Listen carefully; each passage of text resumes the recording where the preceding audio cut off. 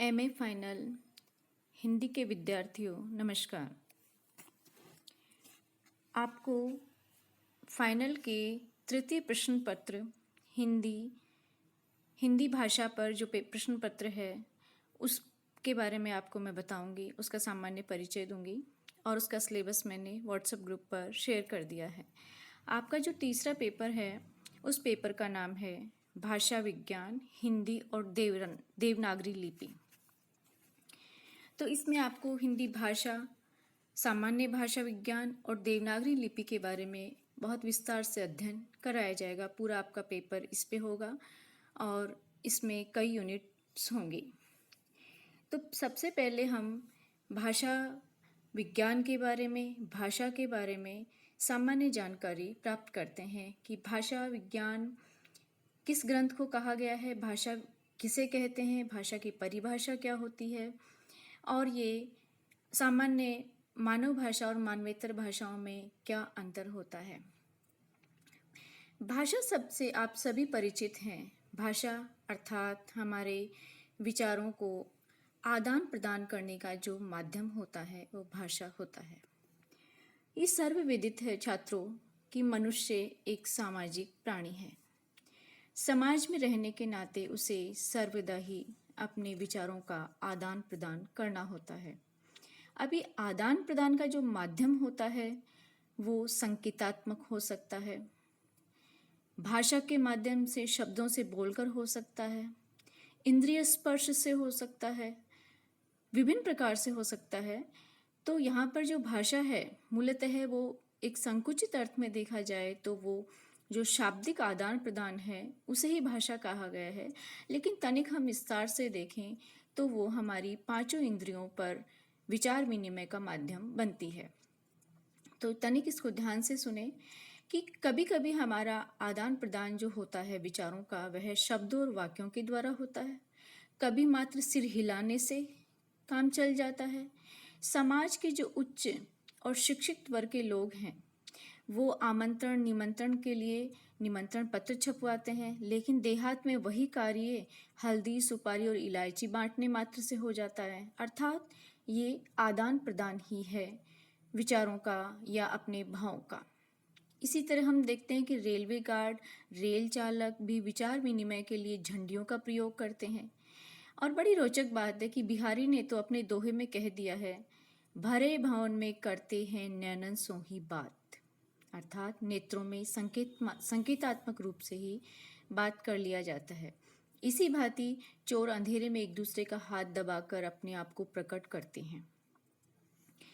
तो आशय ये होता है कि हमारी जो गंध इंद्रिय है, स्वाद इंद्रिय है, स्पर्श इंद्रिय, नेत्रेंद्रिय और कर्ण इंद्रिय, इन पांचों ज्ञान इंद्रियों के माध्यम से इनमें से किसी भी माध्यम से हम अपनी बात कह सकते हैं या मनुष्य किसी के माध्यम से भी अपनी बात कह सकता है। यूं तो इनमें पहली तथा दूसरी अर्थात गंध और स्वाद इंद्रिय प्राय भाषा के आदान प्रदान में काम नहीं आती, लेकिन स्पर्श इंद्रिय का प्रयोग भी कम ही होता है। सबसे अधिक प्रयोग जो होता है वो आँखों का होता है, जैसे रेल का सिग्नल, गार्ड की हरी झंडी, लाल झंडी, सिर का स्वीकारात्मक रूप से हाँ करना या अस्वीकार करना, सिर हिलाना आदि। और इनमें भी सूक्ष्म रूप से देखा जाए तो सभी में सबसे अधिक कर्ण इंद्रिय का प्रयोग होता है, अर्थात श्रवण शक्ति, बोलना और सुनना, इन दो क्रियाओं पर भाषा का आदान प्रदान या विचारों का आदान प्रदान टिका होता है। हम सामान्य बातचीत में इसी शब्द का प्रयोग करते हैं। वक्ता जो बोलता है और श्रोता उसको सुनकर भाव को ग्रहण करता है। तो भाषा मनुष्य के वैचारिक आदान प्रदान का एक माध्यम है और इससे जो मूक संसार है वो वाक की ओर होता है। अब जो आपकी भाषा विज्ञान है, भाषा विज्ञान सामान्यतः देखा जाए तो एक ऐसी शाखा है जिसमें भाषा की उत्पत्ति, स्वरूप, विकास आदि का वैज्ञानिक और विश्लेषणात्मक अध्ययन किया जाता है।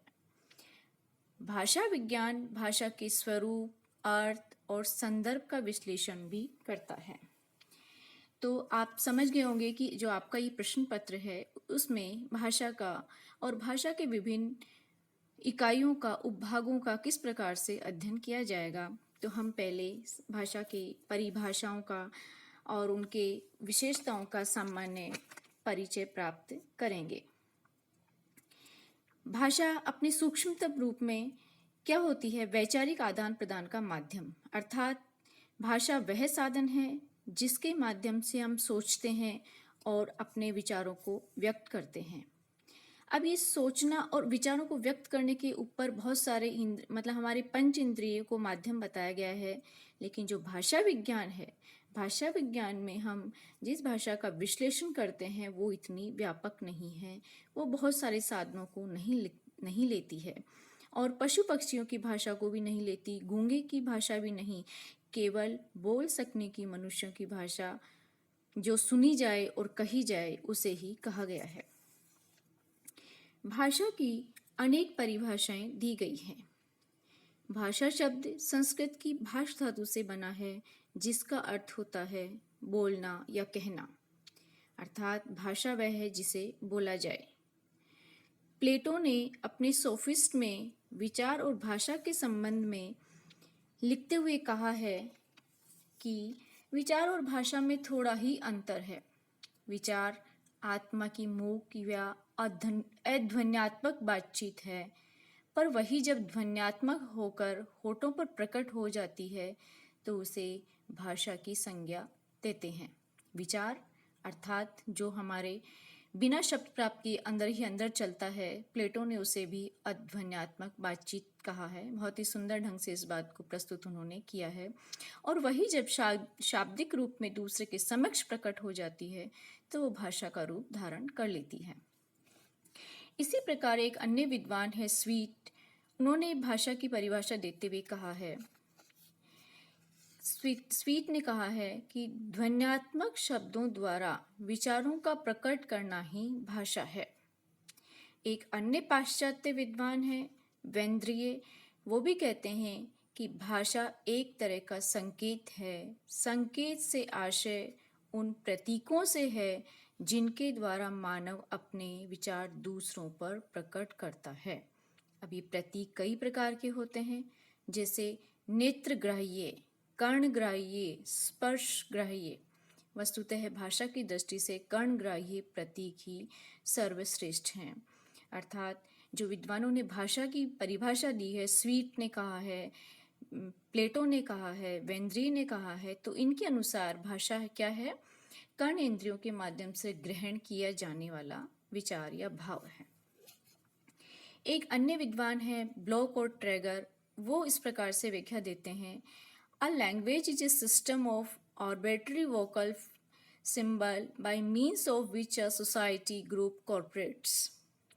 तो कमोबेश जो विद्वानों ने भाषा की परिभाषा दी है उनमें सब में एक ही बात प्रकट होती है कि भाषा वक्ता के विचारों को श्रोता तक पहुंचाती है, अर्थात यह विचार विनिमय का साधन है।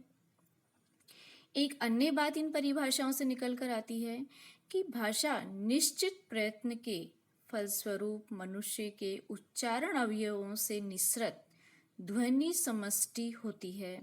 इसका आशय यह है कि अन्य साधनों से अन्य प्रकार की ध्वनियाँ जैसे चुटकी बजाना, ताली बजाना, इनसे भी विचार विनिमय तो हो सकता है, किंतु ये भाषा के अंतर्गत नहीं आती। अर्थात भाषा में को आवश्यक रूप से हमारे उच्चारण अवयवों से निकली हुई ध्वनियाँ ही भाषा के अंतर्गत आती हैं। ये यहाँ स्पष्ट हो जाना चाहिए। संकेत हैं वो भाषा के संकुचित और सीमित अर्थ में नहीं आते, अर्थात जो हमारे मुख से उच्चारण अवयवों से जो ध्वनियाँ निकलेंगी और जिनके माध्यम से मनुष्य अपने विचारों का आदान प्रदान करेगा वही भाषा होगा। चुटकी बजाना, ताली बजाना या संकेत करना वो विचार विनिमय के माध्यम हो सकते हैं, किंतु वे भाषा के अंतर्गत नहीं आते हैं। और एक विशेष बात यह भी है कि भाषा का प्रयोग एक समाज विशेष में होता है। वह जिस समाज में बोली हो, किसी समाज विशेष में बोली और समझी जाती है। इस बात को आप इस रूप में समझें कि जैसे हम उत्तर भारत में रहते हैं, हमारा देश बहुत विशाल है और बहुत भाषाएं बोली जाती हैं। हम जो भाषा बोलते हैं वो हमारे आसपास के या हमारा समाज या हमारा शहर है वो भी उसी भाषा को बोलने वाला होना चाहिए, क्योंकि जो शब्द मैं कहती हूँ या जो बात हम कहना चाहते हैं वो सामने वाला बिल्कुल ठीक उसी को उन्हीं शब्दों और अर्थों में ग्रहण कर ले। इसके लिए ये अति आवश्यक होता है कि समाज विशेष में बोली और समझी जाती है। इंग्लैंड में जाएंगे अंग्रेजी भाषा बोली जाएगी, अमेरिका में जाएंगे अमेरिकी, तो वो समाज विशेष के लोग अपनी भाषा का प्रयोग करते हैं। वो एक सीमित दायरे में होती है, उसका बहुत विशाल दायरा नहीं होता है। और ये इसके लिए समाज विशेष का शब्द का इसलिए प्रयोग किया गया है कि जहाँ बोली जाती है वहाँ समझने वाले लोग भी होते हैं। उपयुक्त सारी विशेषताओं को ध्यान में रखते हुए ये कहा जा सकता है संक्षेप रूप में कि भाषा की परिभाषा क्या हो सकती है। और ये आपको भाषा की लगभग 2 से 3 परिभाषाएं आपको कंठस्थ याद करनी है लिखने योग्य परीक्षा के प्रश्न पत्र में। तो मैं आपके समक्ष एक परिभाषा और रख रही हूँ जो भोलानाथ तिवारी ने अपनी पुस्तक में दी है। भाषा मानव उच्चारण अवयवों से उच्चारित यादृच्छिक ध्वनि प्रतीकों की वह संरचनात्मक व्यवस्था है जिसके द्वारा समाज विशेष के लोग आपस में विचार विनिमय करते हैं।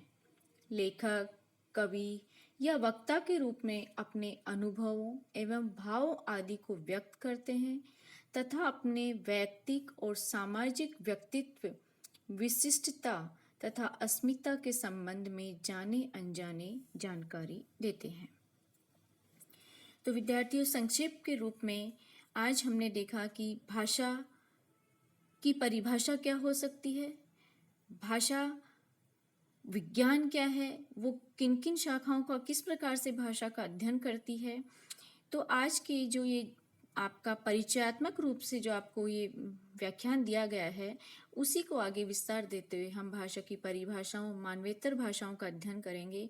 और आपके लिए जो पुस्तकें होंगी उनमें से डॉक्टर भोलानाथ तिवारी की भाषा विज्ञान हो सकती है, क्योंकि आपको इन पुस्तकों की सहायता से आगे अध्ययन करवाया जाएगा और आपको स्वयं को भी रखना पड़ेगा।